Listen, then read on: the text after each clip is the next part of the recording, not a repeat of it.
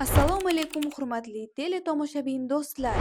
Bugun biz sizlarni faktlar olami sahifamiz orqali Yerning tabiiy yo'ldoshi Oy haqida qiziqarli ma'lumotlar bilan tanishtiramiz. Bizdan uzoqlashmang. Oy bizning sayyoramizning yaqin va sirli hamrohi. Oy Yerning yagona tabiiy hamrohi bo'lib, uni har kecha osmonda kuzatishimiz mumkin. Go'yo uni yaxshi biladigandekmiz. U yer yuzidagi afsonalarda, ramzlarda va taqvimlarda tez-tez uchraydi. Ammo aslida Oy bulutsiz tunlardagi nurli qo'ng'iroqdek emas, balki buyuk fojialar, tug'ilishlar va ehtimol Yerda hayot boshlangan davrlarga guvoh bo'lgan qadimiy va sovuq osmon jismidir. Eng muhimi, Oy sayyora emas, balki o'z sayyorasiga nisbatan katta hisoblangan tabiiy hamrohdir. U Quyosh tizimidagi barcha hamrohlar orasida hajmi bo'yicha 5-chi va o'z sayyorasiga nisbatan eng katta hamroh hisoblanadi. Yer va Oyning aylanish markazi Yerning ichida emas, balki uning yuziga yaqin joylashganligi sababli ular deyarli qo'shma tizimni tashkil etadi. Oy otashli jarayonda tug'ilgan. Eng keng tan olingan nazariyaga ko'ra, taxminan 4,5 milliard yil avval Yerga Marsga o'xshash hajmdagi Teia nomli jism to'qnashgan. Zarba shunchalik kuchli bo'lganki, Yerning mantiyasi va Teiadan ajralgan moddalar kosmosga uchib chiqib, vaqt o'tishi bilan Oyni hosil qilgan.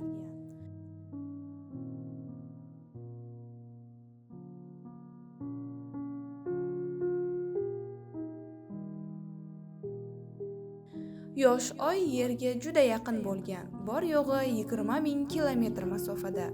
U osmonning yarmini egallagan va bir sutka faqat 6 soat davom etgan.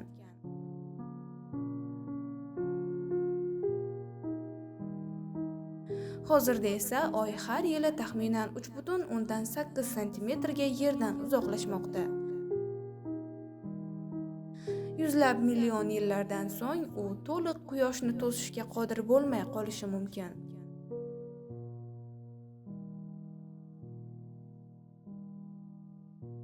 Quyosh tutilishi haqida gap ketganda, Oyning ko'rinishidagi o'lchami Quyoshnikiga deyarli teng keladi. Bu esa deyarli mo'jizaviy moslik. Quyosh diametri Oyga nisbatan 400 barobar katta, ammo ungacha bo'lgan masofa ham 400 barobar uzoq. Shuning uchun biz osmondagi eng go'zal manzaralardan biri to'liq Quyosh tutilishini kuzatish imkoniyatiga egamiz. Oy har doim Yerga bir tomoni bilan qarab turadi. Bu gravitatsion ta'sir tufayli. Biz faqat uning old tomonini ko'ramiz. Aks tomoni ko'pincha qorong'u tomon deb atalsa-da, u aslida qorong'u emas, shunchaki Yerdan ko'rinmaydi.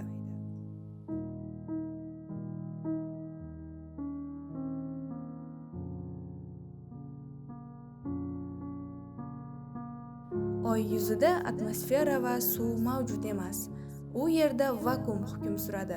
Harorat bir lunar kun davomida kunduzlari +120 gradusgacha, tunlari esa -170 gradusgacha tushishi mumkin. Bir lunar kun Yerdagi 29,5 kunga teng.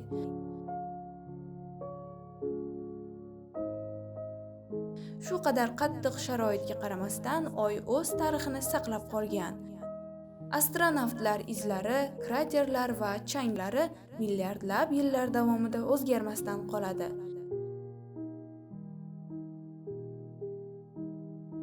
Chunki u yerda shamol yoki yomg'ir yo'q.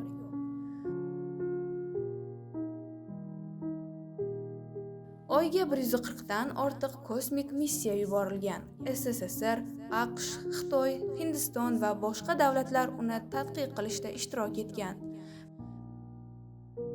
Apollon dasturi doirasida 6 nafar ekipaj Oy yuzida yurgan, ammo 1972-yildan buyon insonlar u yerga qaytmagan. Asosan yuqori xarajatlar va xavf-xatarlar sababli. Oy bu shunchaki hamroh emas, balki Yer tarixi va Quyosh tizimining shakllanishini tushunishda muhim kalit hisoblanadi. Oy ming yillar davomida insoniyatni ilhomlantirib kelgan. U qadimda but sifatida hayot va o'lim ramzi, taqvimlar va marosimlarda, she'riyat va san'atda muhim o'rin egallagan. Uning yuza va quyi qatlamlarida muz mavjud bo'lib, bu kelajakdagi bazalar uchun muhim resurs sifatida qaraladi.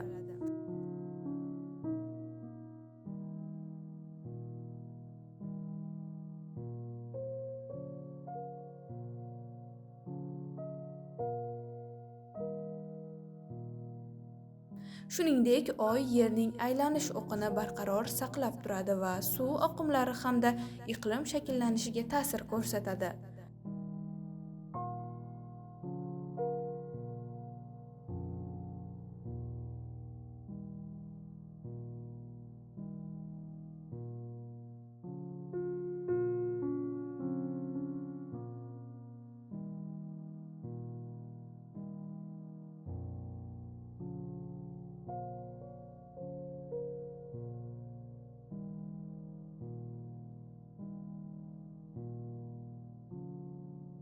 Kelajakda Oydan Marsga missiyalarni boshlash, u yerda atmosfera to'sqinlik qilmaydigan teleskoplar o'rnatish mumkin.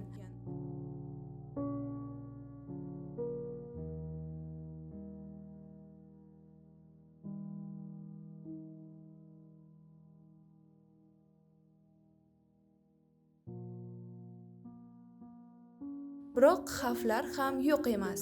Lunar chang juda qattiq va iltiyomli bo'lib, astronavtlar uchun jiddiy muammolar tug'dirishi mumkin. Barcha ilmiy tadqiqotlarga qaramasdan, Oy hali ham ko'plab sirlarni saqlab kelmoqda. Nima uchun uning temir yadrosi shunchalik kichik? Nima uchun teskari tomonida yupqa qoplama ko'p? Nima uchun geliy 3 kelajakda energiya manbai sifatida qaralayotgan modda aynan Oyda miqdor jihatidan ko'proq? Oy butunlay o'lik jism emas. U yerda lunotriyaseniyalar, ya'ni ichki silkinishlar sodir bo'ladi. Ular ko'pincha quruqlikning sovishi yoki meteoritlar tushishi natijasida yuzaga keladi. Oy har doim yaqinimizda, bir vaqtning o'zida sirli va uzoq. Biz uni har kecha ko'ramiz, ammo endigina uning qanchalik muhim va o'ziga xos ekanini anglab boryapmiz.